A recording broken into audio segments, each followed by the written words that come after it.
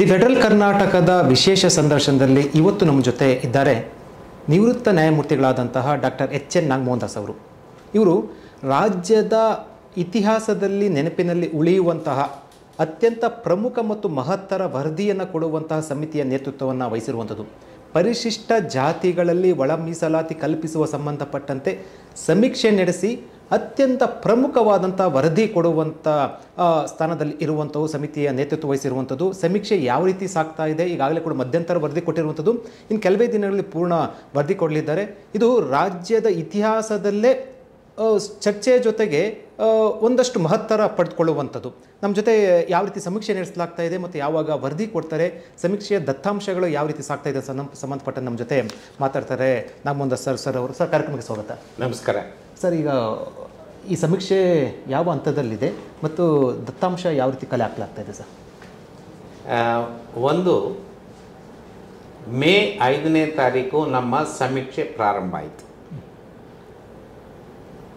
ಈಗಾಗಲೇ ನಾವು ನಿನ್ನೆ ಸಂಜೆ ಅಷ್ಟೊತ್ತಿಗೆ ಅಂದರೆ 16 ಮೇ 2025 ಸಂಜೆ ಅಷ್ಟೊತ್ತಿಗೆ 20 ಲಕ್ಷ ಪರಿಶಿಷ್ಟ ಜಾತಿ ಕುಟುಂಬಗಳ ಸಮೀಕ್ಷೆ ಮುಕ್ತಾಯಗೊಂಡಿದೆ.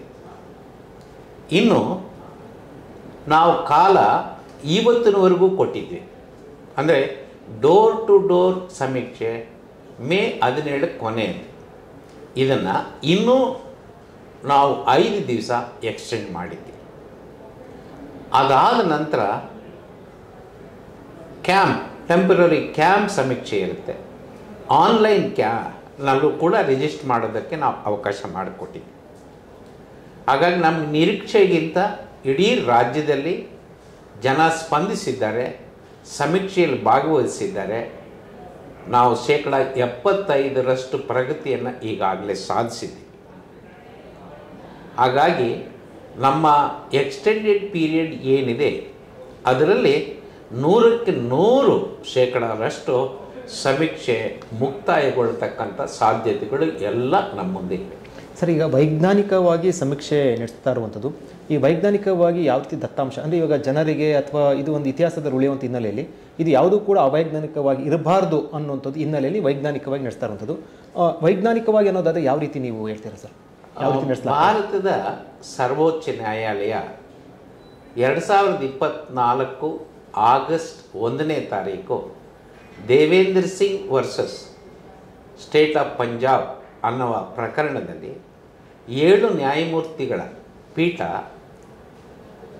ತೀರ್ಪಿನಲ್ಲಿ ವೈಜ್ಞಾನಿಕವಾದ ವರ್ಗೀಕರಣ ಆಗಬೇಕು ಅಂತ ಸ್ಪಷ್ಟಪಡಿಸಿದ್ದಾರೆ. ವೈಜ್ಞಾನಿಕ ವರ್ಗೀಕರಣ ಅಂದರೆ ಶೈಕ್ಷಣಿಕವಾಗಿ ಹಿಂದುಳಿದಿರುವಿಕೆಯನ್ನು ಕಂಡುಕೋಬೇಕು, ಸಾರ್ವಜನಿಕ ಅಂದರೆ ಸರ್ಕಾರಿ ಕೆಲಸದಲ್ಲಿ ಪ್ರಾತಿನಿಧ್ಯ ಯಾರ್ಯಾರಿಗೆ ಎಷ್ಟಿದೆ ಅಂತ ಕಂಡುಕೋಬೇಕು, ರಾಜಕೀಯ ಪ್ರಾತಿನಿಧ್ಯ ಎಷ್ಟಿದೆ ಅಂತ ಕಂಡುಕೋಬೇಕು, ಆರ್ಥಿಕ ಸ್ಥಿತಿಗತಿಯನ್ನು ಕಂಡುಕೋಬೇಕು, ಸಾಮಾಜಿಕ ಹಿಂದುಳಿಯುವಿಕೆಯನ್ನು ಕಂಡುಕೋಬೇಕು. ಇದನ್ನು ಮಾಡಬೇಕು ಅಂದರೆ ನಿಮ್ಮ ಮುಂದೆ ದತ್ತಾಂಶ ಇರಬೇಕು. ಈ ದತ್ತಾಂಶ ಆದಮೇಲೆ ಇವೆಲ್ಲ population, educational backwardness, inadequacy of public employment, inadequacy in political representation, economic conditions, social condition, ಈ ಒಟ್ಟು ಎಲ್ಲ ಸೇರಿಸಿ ಆ ಬೇಸಿಸ್ ಮೇಲೆ ವರ್ಗೀಕರಣ ಮಾಡಬೇಕು ಅಂತ ಹೇಳಿದ್ದು ಆ ದಿಕ್ಕಿನಲ್ಲಿ ನಾವು ಮುಂದೆ ಹೆಜ್ಜೆ ಇಟ್ಟಿರ್ತಕ್ಕಂಥದ್ದು. ಸರ್, ಎಷ್ಟು ಜನ ಈ ಸಮೀಕ್ಷೆಯಲ್ಲಿ ಪಾಲ್ಗೊಂಡಿದ್ದಾರೆ ಸರ್? ಒಳ ಮೀಸಲಾತಿ ಸಮೀಕ್ಷೆ. ಆ ಸಮೀಕ್ಷೆಗೆ ನಮ್ಮಲ್ಲಿ ಒಂದನೇದಾಗಿ ಗ್ರಾಮಾಂತರ ನಗರ ಪ್ರದೇಶಗಳಲ್ಲಿ ಮನೆ ಮನೆಗೆ ಹೋಗಿ ಸಮೀಕ್ಷೆ ನಡೆಸೋದಕ್ಕೆ ನಾವು 59,000 ಗಣಿತದಾರರನ್ನು ನೇಮಕ ಮಾಡಿಕೊಟ್ಟಿದ್ವಿ. ಇದರ ಜೊತೆಗೆ ಒಂದು 10% ಎಕ್ಸ್ಟ್ರಾ ಗಣಿತದಾರರನ್ನು ನಾವು ನೇಮಕ ಮಾಡಿಕೊಟ್ಟಿದ್ವಿ. ಯಾವುದೇ ಕಾರಣಕ್ಕೆ ಯಾರೋ ಒಬ್ಬರು ಆಬ್ಸೆಂಟ್ ಆದರು, ಏನೋ ಹುಷಾರಿಲ್ಲ, ಏನೋ ತೊಂದರೆ ಆಯಿತು ಅಂತಂದರೆ ಇವರನ್ನು ಬಳಸ್ಕೊಳ್ತೀವಿ, ಬ್ಯಾಕಪ್. ಅದರ ಜೊತೆಗೆ ಪ್ರತಿ 10-12 ಗಣಿತದಾರರಿಗೆ ಒಬ್ಬ ಸೂಪರ್ವೈಸರ್ ಅಂತ 6,000 ಜನ ಸೂಪರ್ವೈಸರ್ಗಳನ್ನು ನೇಮಕ ಮಾಡ್ತಾರೆ. ಇವರೆಲ್ಲರೂ ಒಂದು ತಾಲೂಕಾ ಸಮಿತಿಯ ನೇತೃತ್ವದಲ್ಲಿ ಕೆಲಸ ಮಾಡ್ತಾರೆ. ಒಂದು ಜಿಲ್ಲೆಯಲ್ಲಿ ಈ ತಾಲೂಕಾ ಸಮಿತಿಗಳ ಮೇಲೆ ಜಿಲ್ಲಾ ಸಮಿತಿ ಒಂದು ರೂಪಿಸಿದ್ದೀವಿ, ಆದರೂ ಆ ಜವಾಬ್ದಾರಿಯನ್ನು ನೋಡ್ಕೊಳ್ತಾ ಇದೆ. ಈ ರೀತಿ ಇಡೀ ರಾಜ್ಯದಲ್ಲಿ ಈ ವ್ಯವಸ್ಥೆ ಹಿಂಗೆ ಜಾರಿಗೆ ತಂದಿದೆ. ಸರ್, ಈಗ ಒಂದು ಪ್ರಶ್ನೆ, ಬೇರೆ ಬೇರೆ ಸಮೀಕ್ಷೆಗಳಾದಾಗ ಮನೆಗೆ ಬಂದಿಲ್ಲ, ನಮ್ಮ ಮನೆಗೆ ಇದು ಕೆಲವರು ಫೋನಲ್ಲಿ ತೊಗೊಂಡ್ರು ಅನ್ನುವಂಥದ್ದು ಒಂದಷ್ಟು ಟೀಕೆಗಳು ಅಥವಾ ಆರೋಪಗಳು, ಒಂದಷ್ಟು ಮಾತುಗಳು ಬರುವಂಥದ್ದು. ಈ ಸಮೀಕ್ಷೆಯಲ್ಲಿ ಪ್ರತಿ ಮನೆಗೆ ಹೋಗಿ ಮಾಹಿತಿ ಕಲೆ ಹಾಕಿದ್ದೇವೆ ಅನ್ನೋದಕ್ಕೆ ಸಂಬಂಧಪಟ್ಟಂತೆ ಸಂಪೂರ್ಣವಾಗಿ ಇದನ್ನು ವೈಜ್ಞಾನಿಕವಾಗಿ ಅಥವಾ ಸೈಂಟಿಫಿಕ್ ಆಗಿ ಯಾವ ರೀತಿ ಇದಾಗುತ್ತೆ, ಆ ರೀತಿ ಮನೆಗೆ ಹೋಗಿದ್ದಾರೆ? ಒಂದು, ಯಾವ ಮನೆಗೆ ನಾವು ಹೋಗಿ ಸಮೀಕ್ಷೆಗೆ ಒಳಪಡಿಸ್ತೀವೋ ಅವರ ಫೋಟೋವನ್ನು ನಾವು ತಗೊಳ್ತೀವಿ. ಸಮೀಕ್ಷೆ ಎಲ್ಲ ದಾಖಲಾತಿ ಆದ ನಂತರ ಅವರಿಗೆ ತಿಳಿಪಡಿಸ್ತೀವಿ. ಅವರು ಒಪ್ಕೊಂಡ್ರೆ ನಾವು ಒಂದು ಅಕ್ನಾಲೆಡ್ಜ್ಮೆಂಟ್ ಸಿಗ್ನೇಚರ್ ಮಾಡಿಕೊಳ್ತೀವಿ. ಮತ್ತು ಅವರ ಆಧಾರ್ ಕಾರ್ಡ್ ಇಲ್ಲಿ ದಾಖಲಾಗುತ್ತೆ, ಅಥವಾ ರೇಷನ್ ಕಾರ್ಡ್ ದಾಖಲಾಗುತ್ತೆ, ಅಥವಾ ಜಾತಿ ಪತ್ರ ದಾಖಲಾಗುತ್ತೆ. ಹಾಗಾಗಿ ನಮ್ಮ ಮನೆಗೆ ಬಂದಿಲ್ಲ ಅನ್ನೋದಕ್ಕೆ ಸಾಧ್ಯನೇ ಇಲ್ಲ. ಅದಕ್ಕೆ ನಮ್ಮಲ್ಲಿ ಎಲ್ಲ ಪುರಾವೆಗಳು ಇದೆ. ನಾಳೆ ಯಾರೂ ಕೂಡ ಪ್ರಶ್ನೆ ಮಾಡೋಕ್ಕೆ ಸಾಧ್ಯ ಇಲ್ಲ. ಆ ರೀತಿ ಎಲ್ಲ ಕೂಡ ಆನ್ ದಿ ರೆಕಾರ್ಡ್ ದಾಖಲೆ ಸಮೇತ ಸಮೀಕ್ಷೆ ಮಾಡ್ತಾ ಇರುವಂಥದ್ದು. ಸರ್, ಇದೊಂದು ಮಾಹಿತಿ ಕೇಳ್ಪಟ್ಟೆ, ಅಂದರೆ ಈ ರೀತಿ ಸೈಂಟಿಫಿಕ್ ಮಾಡ್ತಾ ಇರುವಂಥದ್ದು ಬಹುಶಃ ಮೊದಲ ಬಾರಿಗೆ ಇರುವಂಥದ್ದು. ಕೇಂದ್ರ ಸರ್ಕಾರವು ಕೂಡ ನಿಮ್ಮ ಆಪ್ ಇರ್ಬೋದು ಅಥವಾ ನಿಮ್ಮ ಸಮೀಕ್ಷೆಯ ಮಾನದಂಡ, ನಿಮ್ಮ ಸಮೀಕ್ಷೆಯ ರೀತಿನ ಕೂಡ ಮಾಹಿತಿ ಕೇಳಿದೆ ಅಂತ, ನಿಜನಾ ಸರ್? ಖಂಡಿತವಾಗಿ ಇದು ಸತ್ಯ. ಕೇಂದ್ರ ಸರ್ಕಾರ ನಮಗೆ ಪತ್ರ ಬರೆದು ಈ ಎಲೆಕ್ಟ್ರಾನಿಕ್ ಮೊಬೈಲ್ ಆ್ಯಪ್ ಅಂತ ನೀವೇನು ಡೆವಲಪ್ ಮಾಡಿದ್ದೀರಾ, ಅದು ಹೆಂಗೆ ಡೆವಲಪ್ ಮಾಡಿದಿರಿ, ಅದರ ಫೀಚರ್ಸ್ ಏನು, ಅದರ ಅಪ್ಲಿಕೇಶನ್ ಏನು, ಅದರ ಅಡ್ವಾಂಟೇಜಸ್ ಏನು ಅಂತ ಅದರ ತಿಳಿಪಡಿಸಿ ಅಂತ ನಮಗೆ ಪತ್ರ ಬರೆದಿದ್ರು. ನಾವು ಅದಕ್ಕೆ ಉತ್ತರ ಕೊಟ್ಟಿದ್ದೀವಿ. ಅಂದರೆ ಕೇಂದ್ರ ನಡೆಸ್ತಾ ಇರುವಂಥ ಜಾತಿ ಜನಗಣತಿ ಸರ್ವೆ ಕೂಡ ಈ ರೀತಿ ಆ್ಯಪನ್ನು ಸಂಬಂಧಪಟ್ಟ ಒಂದಷ್ಟು ಮಾಹಿತಿ ಕೇಳಿರೋದು ಅಂತ ಹೇಳ್ಬೋದಾ? ಹೌದು.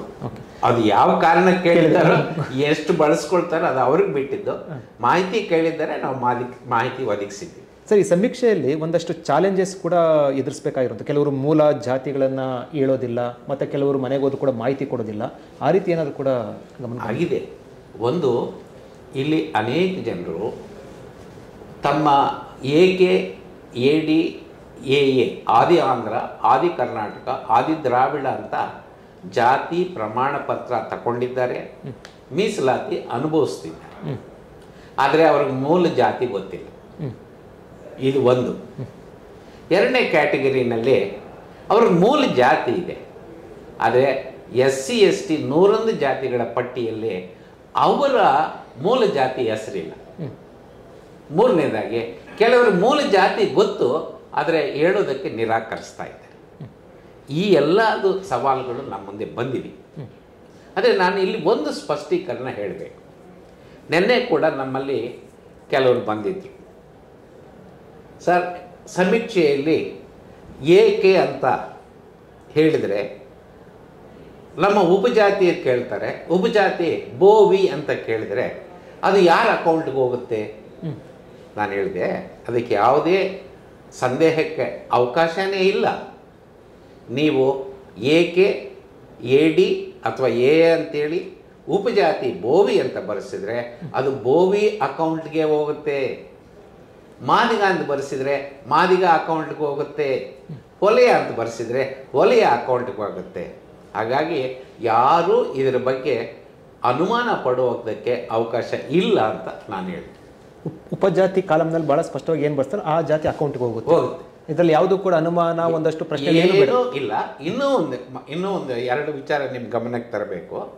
ಒಂದನೇದಾಗಿ, ಯಾರಾದರೂ ನಮ್ಮ ಗಣಿತದಾರರ ಮನೆಗೆ ಹೋದಾಗ ಅವ್ರು ಬಾಗಿಲು ಹಾಕಿರ್ತಾರೆ, ಬೀಗ ಹಾಕ್ಕೊಂಡು ಎಲ್ಲೋ ಪ್ರವಾಸ ಹೋಗಿರ್ಬೋದು, ಯಾವುದೋ ತುರ್ತು ಕೆಲಸದ ಮೇಲೆ ಹೋಗಿರ್ಬೋದು, ಅಥವಾ ಗುಳೆ ಹೋಗಿರ್ಬೋದು.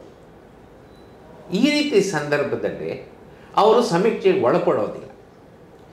ಎರಡನೇ ಅವಕಾಶ ಕ್ಯಾಂಪ್ನಲ್ಲಿ ಕೊಟ್ಟಿದ್ವಿ, ಅಲ್ಲಿಗೂ ಬರೋಲ್ಲ. ಆನ್ಲೈನ್ನಲ್ಲಿ ಮೂರನೇ ಅವಕಾಶ ಕೊಟ್ಟಿದ್ವಿ, ಅಲ್ಲಿಗೂ ಬರೋದಿಲ್ಲ ಅಂತ. ಆದರೆ ಅವರು ಮೀಸಲಾತಿ ಸವಲತ್ತಿಂದ ಹೊರಗಿಡೋ ಪ್ರಶ್ನೆಯೇ ಇಲ್ಲ.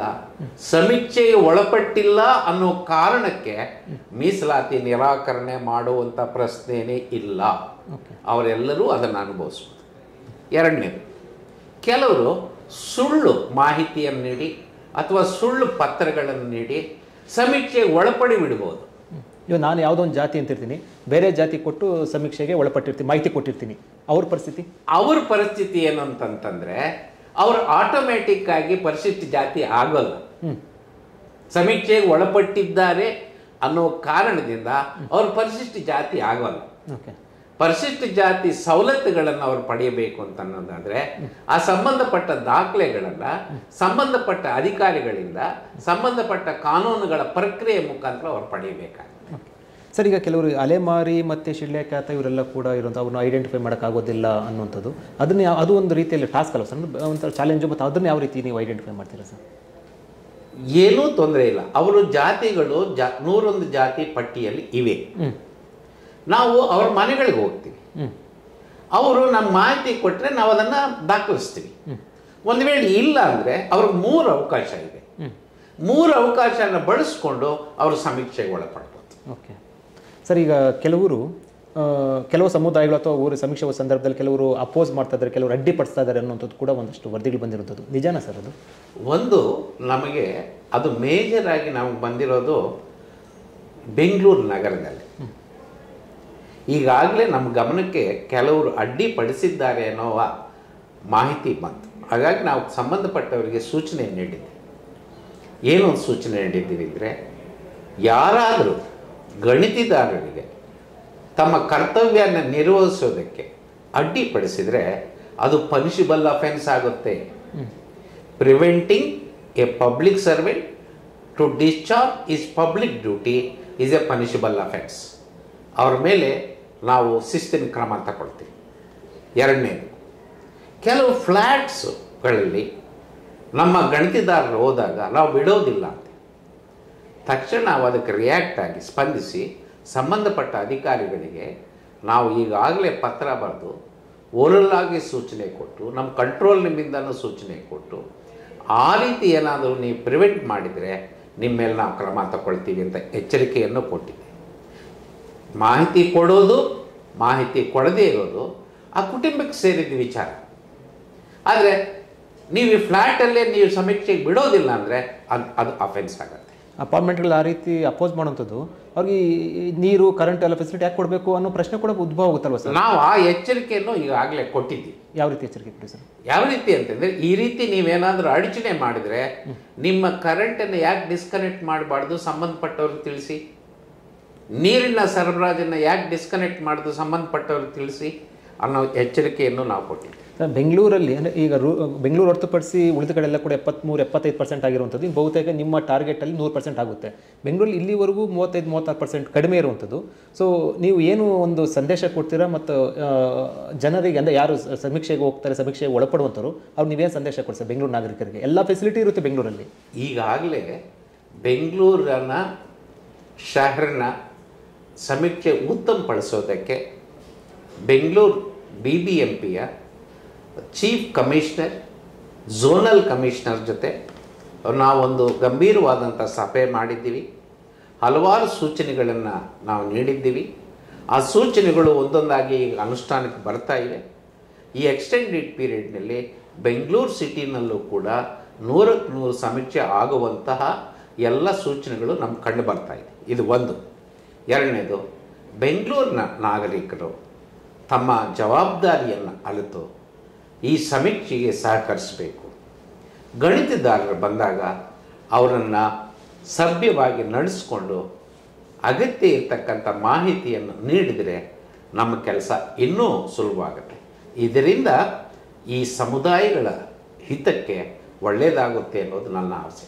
ಸೊ ಒಂದು ಪ್ರಶ್ನೆ, ಒಂದು ಚರ್ಚೆ ಕೂಡ ಅದೇ ರೀತಿ ಇರುವಂಥದ್ದು. ಸಾಮಾನ್ಯವಾಗಿ ಇದರ ಒಂದು ಪ್ರಶ್ನೆ, ಜಯಪ್ರಕಾಶ್ ಹೆಗಡೆ ಅವರು ಈಗಾಗಲೇ ಕೂಡ ವರದಿಯನ್ನು ಕೊಟ್ಟಿರುವಂಥದ್ದು ಹಿಂದುಳಿದ ವರ್ಗಗಳ ಆಯೋಗದ ಅಧ್ಯಕ್ಷರಾಗಿ. ಆ ವರದಿ ಕೂಡ ಸರ್ಕಾರ ಸ್ವೀಕಾರ ಮಾಡಿರುವಂಥದ್ದು.